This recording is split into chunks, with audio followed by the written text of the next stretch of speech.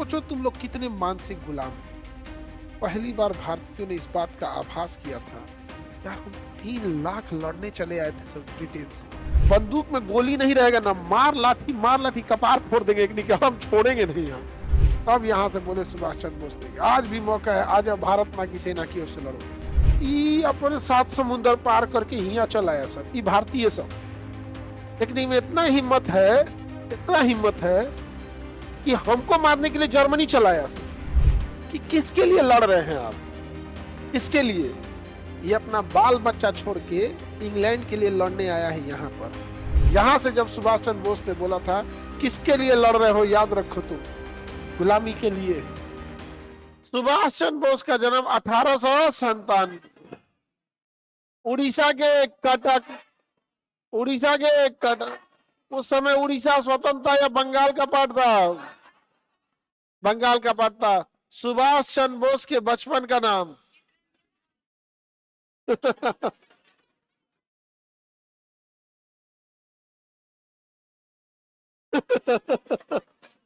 चितरंजन दास बोलते हैं। सुभाष चितरंजन दास उनके गुरु का नाम था। 1920 में उन्होंने इंडियन सिविल सर्विसेज परीक्षा पास की, लेकिन असहयोग आंदोलन के दौरान उन्होंने क्या कर दिया, त्यागपत्र दे दिया। क्या कर दिया? त्यागपत्र दे दिया। वो कांग्रेस के 2 बार क्या रहे थे, अध्यक्ष रहे थे।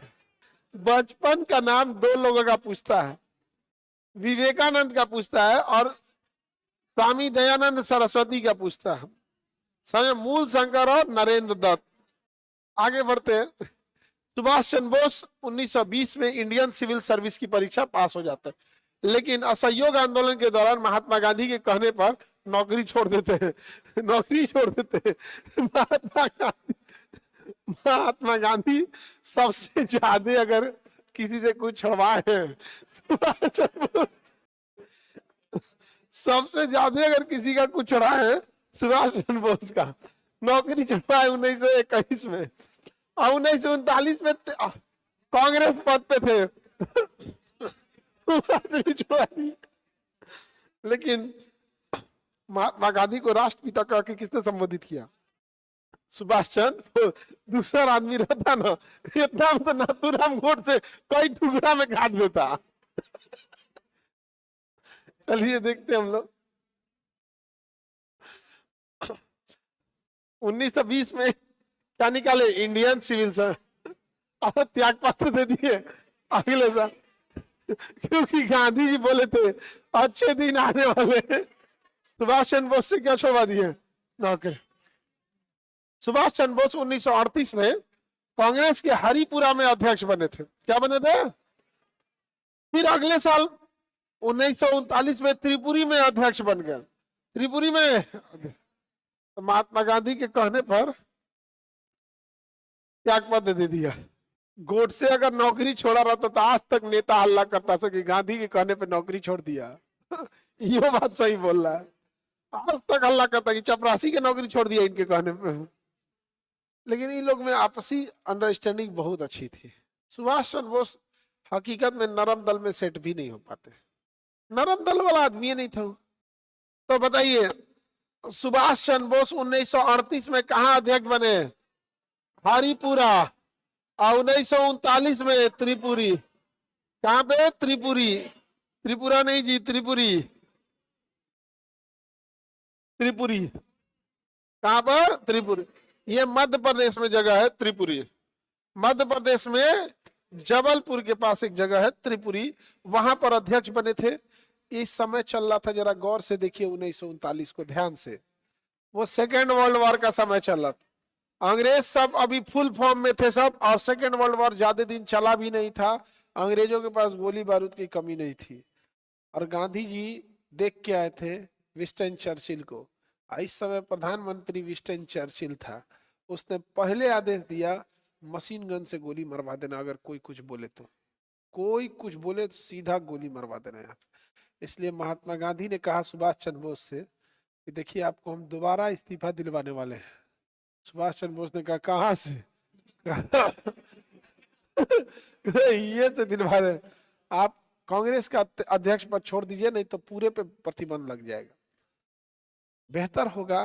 तो सुभाष चंद्र बोस ने कहा कि तो करेंगे क्या, हम हर जगह से तो आप हमको छुड़वा ही रहे हैं। तो इन्होंने कहा कि एक अलग से कोई गरम दल बना लीजिए, आप जो मन नाम रख लीजिए। तो महात्मा गांधी के ही कहने पर सुभाष चंद्र बोस ने फॉरवर्ड ब्लॉक बनाया। फॉरवर्ड ब्लॉक बनाया और जस्ट अगले साल 1940 पे फॉरवर्ड ब्लॉक पे अंग्रेजों ने प्रतिबंध लगा के सारी संपत्ति जब्त करके सुभाष चंद्र बोस को जेल में भेज दिया। इसी वजह से सुभाष चंद्र बोस महात्मा गांधी का बहुत रिस्पेक्ट करते थे। ये आदमी पहले भाग जाता था तो महात्मा गांधी से पूछेगे कि कैसे कैसे पहले भाग जाते थे, कहे कि यही नहीं कि चोटन के मोहल्ला में पढ़ाई हम भी किए हैं। ये चोरवन के मोहल्ला में पढ़ाई हम भी किए हैं। और नहीं, अगर सुभाष चंद्र बोस अलग नहीं हुए रहते तो 1940 में पूरा कांग्रेस खत्म कर देता था। खत्म कर देता कि नहीं, खत्म कर देता। तो 1940 में भड़काऊ भाषण देने के आरोप पर इन्हें जेल हो गया और इन्होंने 1939 में छोड़ा और क्या बना लिया, फॉरवर्ड ब्लॉक। और जस्ट अगले साल क्या हो गया, जेल हो गया। और जेल से जब ये रिहा हुए तो कहां चले गए, जर्मनी। किससे जाके मिले, हिटलर। हिटलर ने इन्हें क्या बोला, नेताजी। हिटलर ने इन्हें क्या बोला, नेता। और हिटलर से कहा कि आपने भारतीय सैनिकों को पकड़ा हुआ है, तो कहा कि पकड़े हुए हैं, आया था सब मारे, मारे आए थे सबको, हिटलर को। कहा हमको दे दीजिए, हम इसको बैक गियर लगा के ब्रिटेन पे मार देंगे।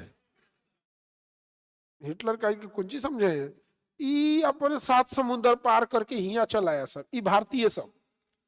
लेकिन इनमें इतना हिम्मत है, इतना हिम्मत है कि हमको मारने के लिए जर्मनी चलाया सब। लेकिन इतना दम नहीं है कि पलट के भारत में रह के अंग्रेजों को मार दे। किस देश से आए हो यार तुम। सुभाष चंद्र बोस को बहुत बेइज्जती फील हुआ था, बहुत बेइज्जती फील हुआ था, किसी को फील होगा। और अंग्रेज, हिटलर ने एक तंज कसा था भारतीयों पे उस समय कि किसके लिए लड़ रहे हैं आप, किसके लिए। ये अपना बाल बच्चा छोड़ के इंग्लैंड के लिए लड़ने आया है यहाँ पर, अपने देश में मारने न हिम्मत नहीं है मार दे, ये लड़ेगा आपके लिए। सुभाष चंद्र बोस, अब गलती थी हम लोग की, 3 लाख भारतीय थे, ब्रिटेन के कहने पे लड़ रहे थे। हिम्मत देखो उनकी, मानसिक गुलामी देखो उनकी। 5000 सैनिक केवल अंग्रेजों के थे यहाँ पर, घूम के तमाचा तमाचा मारते सब ना, पता नहीं मानसिक विकास नहीं ना था। आज अंग्रेज रहे सब ना, आज अंग्रेज बिहार में तनी कोई अंग्रेज आ जाए आज की डेट में, मानते चले वो हम लोग को मारेगा। सुभाष चंद्र बोस ने भारतीयों को समझाया कि देखो, तुम लोग की वजह से आज हम लोग का सर शर्मिंदा होना पड़ रहा है। तुम भारतीय हिटलर को मारने के लिए इंग्लैंड भारत से यहां चलाया, तुम्हारा भारत में अंग्रेज नहीं दिखा था सब। सोचो तुम लोग कितने मानसिक गुलाम हो। पहली बार भारतीयों ने इस बात का आभास किया था, यार हम 3 लाख लड़ने चले आए थे सब ब्रिटेन से। उस ब्रिटेन के कहने पे चले आए थे जिसने हमें जलियांवाला बाग में मारा था। उस ब्रिटेन से हम मारने चले आए थे जिसने भगत सिंह को फांसी दिया, जिसने खुदीराम बोस को फांसी दिया, जिसने अशफाकुल्ला खान को फांसी दिया, जिसने चंद्रशेखर आजाद को पार्क में मजबूर कर दिया गोली मारने के लिए, जिसने 1857 की क्रांति किया, झांसी की रानी को बेदखल कर दिया। हम उसके कहने पे आ गए हैं। सुभाष चंद्र बोस ने कहा था कि आपने जो पाप किया है उसका कोई माफी तो है ही नहीं। पश्चाताप का एक रास्ता है कि लौट चलिए, हथियार उठाइए उस भारत माँ का कर्ज उतारने के लिए। दूसरा कोई रास्ता नहीं है। आपको माफी के लायक तो आप हैं भी नहीं। वैसे भी एक मौका है कि आप अपने गलतियों का पश्चाताप कर सके, क्या लौट सकते हैं। तब भारतीयों ने आभास हुआ था कि कितनी बड़ी गलती हुई है हमसे। तब भारतीयों ने कहा कि साहब बस लौटा दीजिए, बंदूक में गोली नहीं रहेगा ना, मार लाठी कपार फोड़ देंगे, एक नहीं हम छोड़ेंगे नहीं। यहाँ बहुत मोटिवेट हुए सर। तब सुभाष चंद्र बोस के इस हिम्मत को देखकर हिटलर ने भी कहा कि आप बहुत महान हैं। तो हिटलर किसी इंडियन को बोला, कहा कि इंडिया में अच्छा आदमी मतलब क्रांतिकारी को क्या बोला जाता है, तो कहा कि नेता बोला जाता है, नेता। तो सुभाष चंद्र बोस को हिटलरवा कौन ची को उपाधि दी, नेताजी। ओकरा हिंदी थोड़े बुझाता था, पूछा क्यों से। उस समय भारत में अच्छा आज भी भारत में किस आज विधायक जी बोलता। आज अगर हिटलर को उपाधि देना होता ना तो विधायक जी, विधायक का बहुत रोला चलता है। नहीं समझ में आ गया, विधायक का बहुत रोला चलता, अभी उतना नहीं चलता है। नहीं समझ में आ गया। अब तो महात्मा बताइए, सुभाष चंद्र बोस को नेताजी की उपाधि किसने दिया? हथियार दिया हिटलर, और जापान से संपर्क कराया हिटलर ने। जापान ने भी हथियार दिया, और जापान ने कहा कि देखो अमेरिका हमारे ऊपर हमला करने आया है, ये सैनिक लो, ये हथियार लो। और सुभाष चंद्र बोस को गिफ्ट में दे दिया अंडमान निकोबार। अंडमान निकोबार सुभाष चंद्र को कैसे मिला? गिफ्ट में मिला था। किसमें मिला था? जिस अंडमान निकोबार जेल में सावरकर जी जेल में रहे, माफी मांगे, फिर छूटे, उस पूरे द्वीप को कब्जा करने वाला कौन था? सुभाष चंद्र बोस था कि नहीं? सुभाष चंद्र बोस वहां। और सुभाष चंद्र बोस वहां से फिर सिंगापुर गए, वहां देश आजाद घोषित कर दिया, देश आजाद हो गया है, हम ही उसके सरकार हैं, अभी बाहर हैं। इसे एग्जाइलम गवर्नमेंट कहते हैं। आज भी होता है ये चीज, समझ में गया कि हमारा देश गुलाम है बट सरकार हम ही है यहाँ पे। और सिंगापुर से पूरी सेना लिए, सारी सेना गठित किए, कहा हमला करो। और सिंगापुर से वो म्यांमार पार किए, म्यांमार से मणिपुर पहुंचे, मणिपुर में जगह था इम्फाल, इम्फाल में मारे सब अंग्रेजों को। और जब अंग्रेजी सेना से मुकाबला हुआ तो इधर भी भारतीय सैनिक और अंग्रेजों में भी भारतीय सैनिक। यहां से जब सुभाष चंद्र बोस ने बोला था किसके लिए लड़ रहे हो, याद रखो तुम गुलामी के लिए, तब बात बंदूक छोड़ के भाषा भाषी हो गया। तब यहां से बोले सुभाष चंद्र बोस ने, आज भी मौका है, आज भारत माँ की सेना की ओर से लड़ो, हिस्सा बन जाओ आजाद हिंद फौज की। अगर लड़े भी, अगर शहीद भी हो जाते हो तो इज्जत के नाम, इज्जत की जिंदगी, पूरी जीवन भर तुम अमर रहोगे, इज्जत के नजर से लोग तुम्हारे पूरे परिवार को देखेंगे। देश तो आजाद हो चुका है, आखिरी मौका तुम्हारे पास है, वरना इतिहास में तुम्हारा नाम कोई कभी नहीं भूलेगा कि तुम देश के गद्दार थे।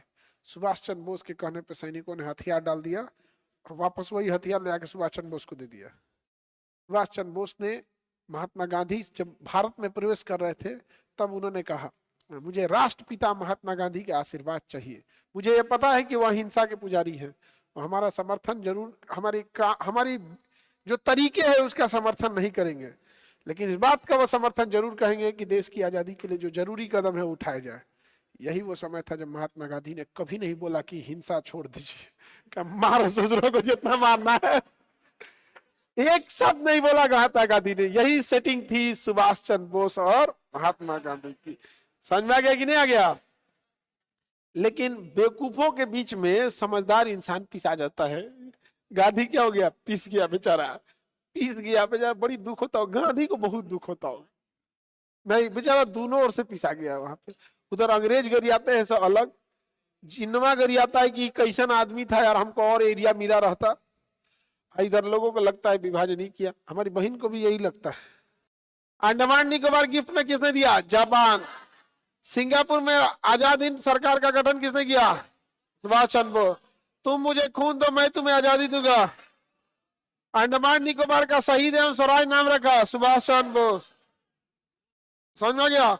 महिलाओं के लिए लक्ष्मी ब्रिगेड किसने बनाया? सुभाष चंद्र बोस। समझ में आ गया कि नहीं? आ जाएगा। आजाद हिंद फौज, और मेरी ध्यान समझना, इसमें बड़ी कंफ्यूजन की चीज है। आजाद हिंद फौज सुभाष चंद्र बोस ने बनाया नहीं था, तो पहले से एक संगठन थी, बट वो संगठन ज्यादा वर्क नहीं कर पा रही थी, और वो बड़े एक बूढ़े इंसान के कंधों पर थी, कैप्टन मोहन सिंह। तो सर्वप्रथम कैप्टन मोहन सिंह ने इसे क्या किया था? आइडिया दिया था आजाद हिंद फौज का, और रास बिहारी बोस उसे चला रहे थे। तो बताइए आजाद हिंद फौज किसका आइडिया, किसका था? आजाद हिंद फौज आइडिया था, चला रहे थे रास बिहारी बोस, बूढ़े हो चुके थे। उन्होंने सुभाष चंद्र बोस को बुलाया और कहा इस आजाद हिंद फौज को इस बूढ़े नहीं, एक यंग बच्चे के कंधे की जरूरत है, मैं तुम्हें इसकी जिम्मेदारी देता हूं, क्या तुम इसका निर्वहन करोगे? सुभाष चंद्र बोस ने कहा ए भाई, हम तो गौरव दल के आदमी, खाली दिन भर मारे के लिए सोचिए नहीं रहे, आप उससे उठा के इतना बड़ा फौज देते हैं, दीजिए ना, आप देखिए हम कैसे मार करते हैं। और उसी समय इन्होंने अपने को क्या घोषित कर दिया? आजाद। सरकार कहाँ बनाया? सिंगापुर में। कहाँ बनाया? सिंगापुर। कहाँ सरकार बन गई? अभी हम लोग सिंगापुर में आ रहे हैं लोग भारत, तो कहा भारत आ रहे हैं, तो रेडियो चालू किए, ऑल इंडिया रेडियो पे उन्होंने बोला मैं राष्ट्रपिता महात्मा गांधी का समर्थन चाहता हूँ, मैं आजाद हिंद फौज को लेकर भारत की ओर बढ़ रहा हूँ, आजाद हिंद फौज की सरकार ने आजाद हिंद सरकार का गठन कर लिया है। आजाद हिंद सरकार 1943 में सिंगापुर में चल रही थी और वहां से ऑर्डर दिया गया, सुभाष चंद्र बोस ने कहा कि मैं आजाद हिंद सरकार का कार्यकारी प्रभारी अपनी सेना को आदेश देता हूं कि सेना म्यांमार के रास्ते भारत की ओर प्रवेश कर जाए। सेना के कमांडर डिसाइड हुए लोग यहाँ पर और चल दिए लोग आजाद हिंद फौज की सरकार। आगे जाके घोषित किया गया कि आजाद हिंद सरकार के सैनिकों ने अंडमान निकोबार को अंग्रेजों से आजाद करा दिया है, इसका नाम शहीद एवं स्वराज रहेगा। आजाद हिंद फौज की सरकार अपने सैनिकों को आदेश दी कि मणिपुर के रास्ते आगे बढ़े। 3 दिन में पूरा मणिपुर कब्जा हो गया, पूरा का पूरा किस पे कब्जा हो गया? अगले 1.5 महीने में आजाद हिंद फौज के सैनिकों ने पूरा यूपी बिहार छाप लिया। इसी बीच अमेरिका उठा तो 1945 में 2 साल लगा था टोटल भारत में छापते हुए। 1945 में अमेरिका जापान में परमाणु बम फेंक दिया। जापान कहा कि भाई हम तो सरेंडर कर दिए। सुभाष चंद्र बोस का जा भैया हथियार पैसा सब वही दे रहा था और उधर हिटलरवा मारा गया। जा 2 आंख दोनों फूट गई।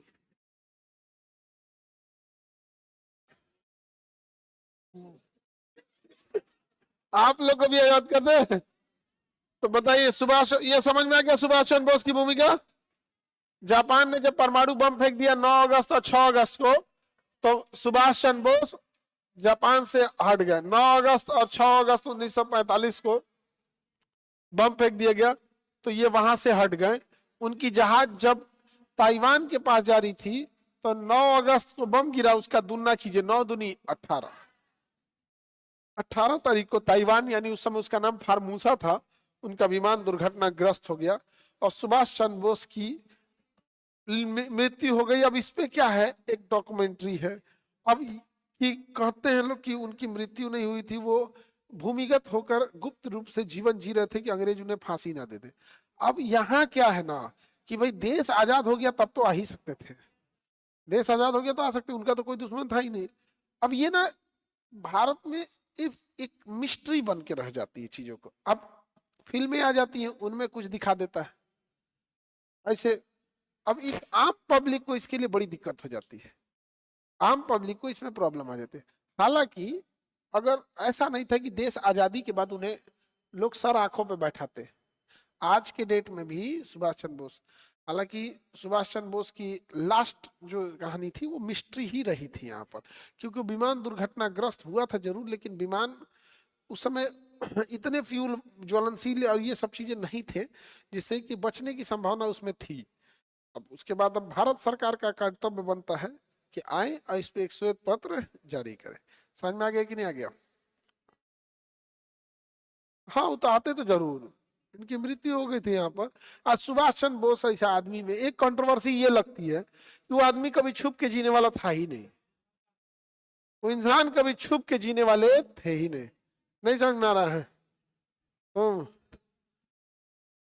जिन्ना